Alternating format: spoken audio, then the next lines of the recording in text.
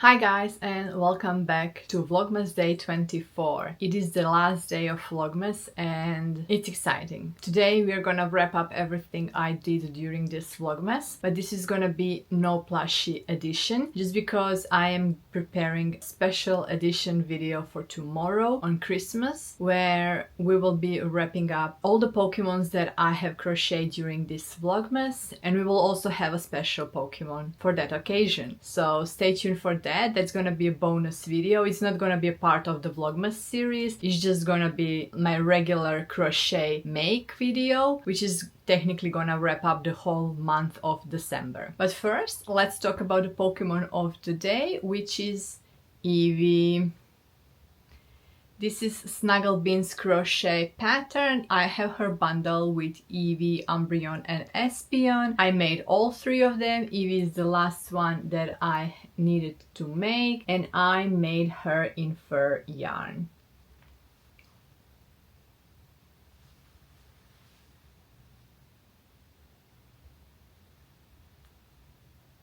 And she is so cute, like with any splitting animals from Snugglebean's crochet series. She is so cute. She is struggling to split because she has a lot of fur going on, but you can force her. I mean, you can tell.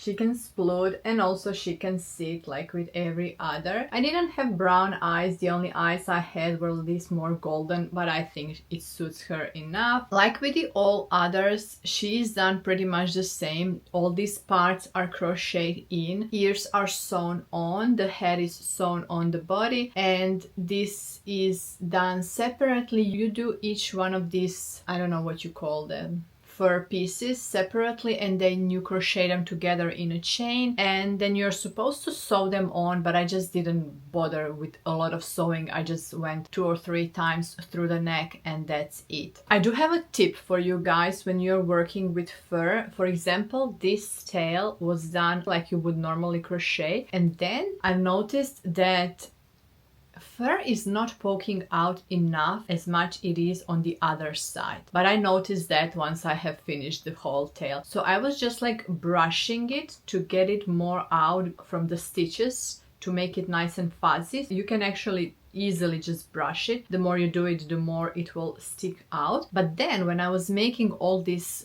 circles or like tiny cups, I've noticed that if you are crocheting on the right side, stitches are more visible and there is less fur, but on the wrong side you get a lot more fur and you don't have visibility of stitches. And then I realized I'm gonna crochet inside out, and this is perfection. You cannot even see the stitch definition. All the fur is on the wrong side while this is the right side. I'm not sure if camera can pick up the difference, but I can tell in person which one is wrong and which one is the right side. So this is the right side crochet and this is the wrong side crochet. So I just flipped my crochet, and then in the end you had that tail from cast on. I just pulled that tail on the other side just to hide it in and left this inside out. And it is pretty much easy, straightforward. The fur is so much better on the wrong side than the right side, and you can't even tell that this is wrong side or right side because there is no stitch definition in this. To be honest, crocheting with fur can be challenging. For me, it was more working by the feel than by the look, or simply just working blindfolded. To be honest, guys, you can make so many mistakes, no one will know.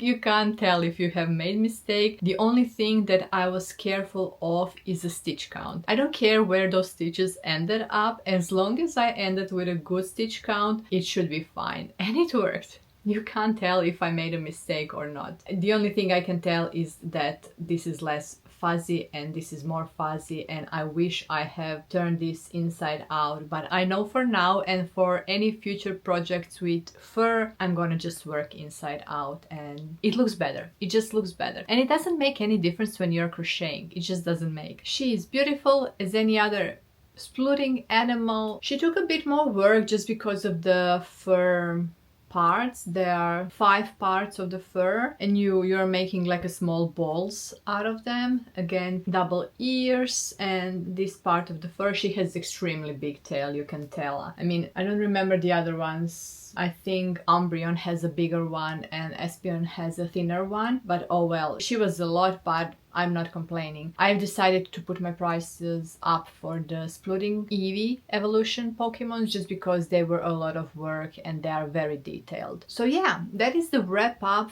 from Snuggle Beans Crochet Eevee Evolution series. I love this. And like I said yesterday, Shannon, please, can we have Sylveon? She's one of the most requested Pokemons, and I would like to have Sylveon in this series. I think she would look gorgeous. I'm sure I can freehand her because technically she looks the same as Eevee. All I have to do is the bows and bow tails and the color change on the face and body. That's the only difference. She does have a color change. So for me it would be a lot of brain power, but maybe for Shannon it wouldn't. So yeah, that would be it. I would love to have Sylveon in this series. She would look amazing. That's my last Pokemon. I love her. I love the way all of them look like. I love the smaller ones. I'm really happy with everything that I have achieved during this Vlogmas. I know it's not a lot, guys. 1 plushie a day, it's actually not a lot. But with everything else that I had going on, I'm really happy because knitting is also one of the crafts that I really enjoy, and knitting takes a lot of time. So let's just quickly wrap up everything that I did during this Vlogmas. I'm not gonna talk about it a lot. If you are interested in any of the projects, feel free to watch the past 23 days. You will get to learn more. So I finished my Granny Square blanket. This blanket is going for charity. I will be donating this together with Litsa to the children's charity in Shire here in Sydney. We are all collecting all the crafts for children. So if you're interested more about this initiative, please visit Litsa's channel. She's Cocos Crochet here on YouTube and Instagram, and you can find one of her videos. I will actually link down below her video where she talks about the details about this charity donation. So yeah, this was for the charity. I also made 2 beanies. I was trying to remember how many beanies I made for the charity, and I think I only did these 2 because all the others are not for charity. Those are gonna be my gift knits, but these 2 are gonna go for charity. I also made an Oslo head by PetiteKnit in alpaca drops sky yarn. I'm not gonna open up this. This is Painting Honeycombs Shawl by Steven West. You already seen me making so many videos about this, so yeah, if you're curious, just go and check other videos. It is the Skein Sisters Fabulous Sock yarn. And here is the progress on my daughter's blanket. So this stitch mark is where we started before the Vlogmas.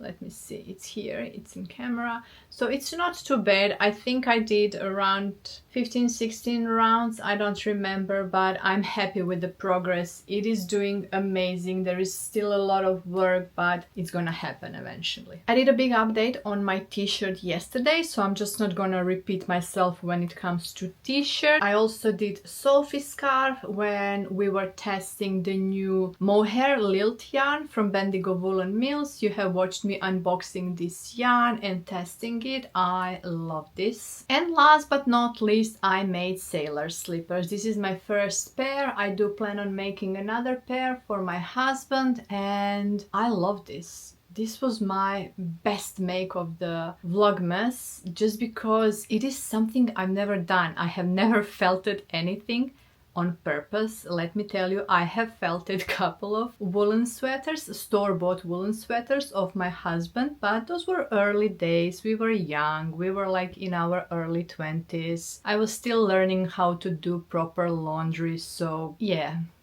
So this is on purpose felted, so I love this. It is cute, it is beautiful. I see myself making more of this as a gift for my family, and technically that is it. When I think about everything around me, I am happy. I think in 24 days I achieved a lot. I made a huge progress on my t-shirt. Just working on that t-shirt is a lot. If you are a knitter and have worked on a fingering gauge, and don't forget, this was also fingering gauge, so it's a lot, and I'm happy with the amount of Pokemons I have. Stay tuned for tomorrow, where I will be showing all the Pokemons that I have made during this Vlogmas, and there will be a bonus Pokemon, so stay tuned for that if you're curious about that one. With all of this, guys, I really want to thank you to all of you who have been watching me during this Vlogmas. I really truly appreciate that. I enjoyed this Vlogmas. I have to say, I'm gonna try and make more vlog style videos for the next year. I will have a better schedule for the next year, definitely. I'm definitely looking forward to being more consistent next year with my uploads. I will definitely have weekly plushie makes update. I will continue with my market vlogs, and I will continue with my knitting podcasts. I'm yet to decide if they're gonna be weekly, fortnightly, or monthly. They will be at least monthly, if not more. It will all depend on how many markets I'm gonna have. I still don't have any plans for markets. I will be back to my uni markets, and so far that is the only thing that I will be doing. But any other markets, I don't have any plans, or I will not even speak about my market plans until the market is done. So you will just have to stay tuned for all the markets that are gonna happen next year. With all of the possible markets, I probably won't be able to update weekly on my knits, and that might happen fortnightly, monthly, we'll see. But I do plan to have at least 2 videos a week. I hope I will stick to the schedule and not fall off. After these first 2 weeks of holidays are done, I will try to stick to the schedule of 2 videos a week, where one will be definitely my crochet plushies. The other one is gonna be either market